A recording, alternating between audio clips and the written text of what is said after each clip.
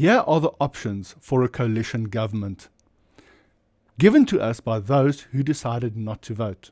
Stick around to the end of the video when I will explain why I say so.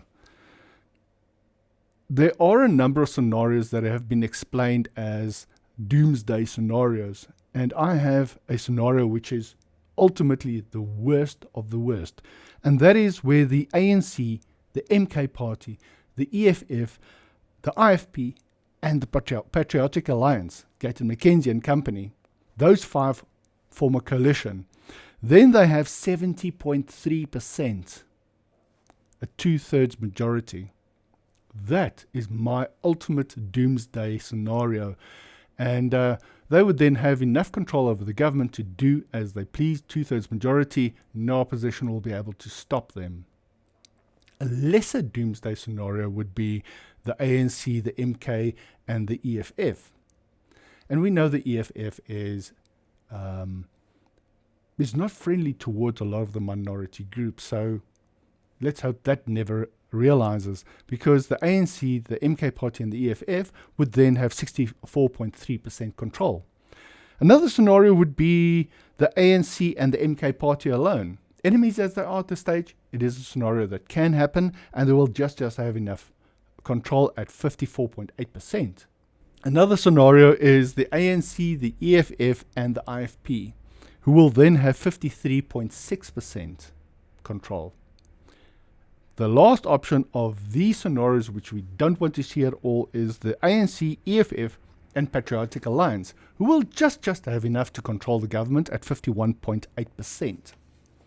Now, the only scenario that I can see which is workable in the country, where you will have a party that knows how to run parts of the country because they have shown they have the ability, the political will, and the ability to maintain what is already there and fix what needs to be fixed, the DA. And this is with the DA and the ANC, forming an alliance of 62%.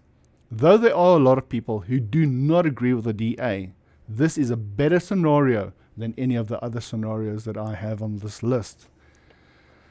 Those who do not agree with the DA, I ask you, look at this list and tell me which of these other scenarios, which are the only other available scenarios, you then prefer.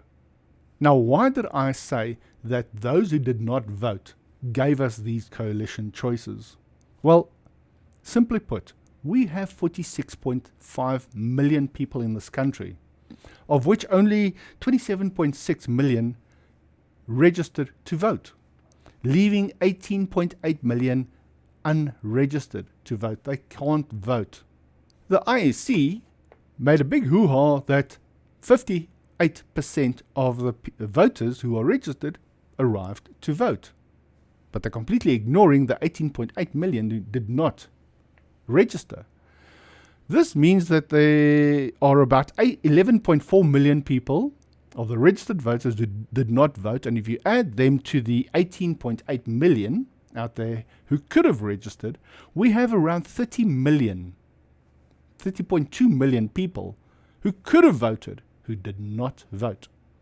Now, if only 10% of those people, everyone registered, and 10% of those people then arrived to vote, 3 million people, the DA could have run the country. If 20% arrived to vote for the DA would have had a majority of 2/3, and wow, we would have had a country which was governed by a party who has shown the ability to run a country. Whether you agree with the DA or not, whether you are one of those people who have decided that the DA might be your evil, are they a lesser evil than the rest? Which of the others do you prefer? This is where I say that whether you prefer the DA or not, these are the choices you are left with. If you are one of those people who decided not to vote because your thinking is it doesn't help to vote, here is proof. If you voted, it would have made a change. We would have had other options. Not voting excludes you from the political process. However, the political process is always going to be there. The government is always going to be formed, and the government will always rule over you. Withdrawing yourself from the political process is not productive. It doesn't solve any problem. It doesn't give you any kind of a say.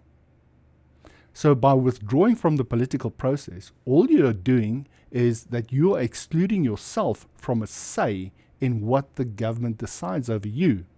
The government will be formed and the government will rule over you. But let's hope in the next few years, until the next elections, that people realize this and realize that we could have had a different government if those who decided not to vote added to the opposition vote, where we could have outright run the country from the opposition side. Do subscribe to my channel, as I do have a few more stories to tell. I'll see you in the next video.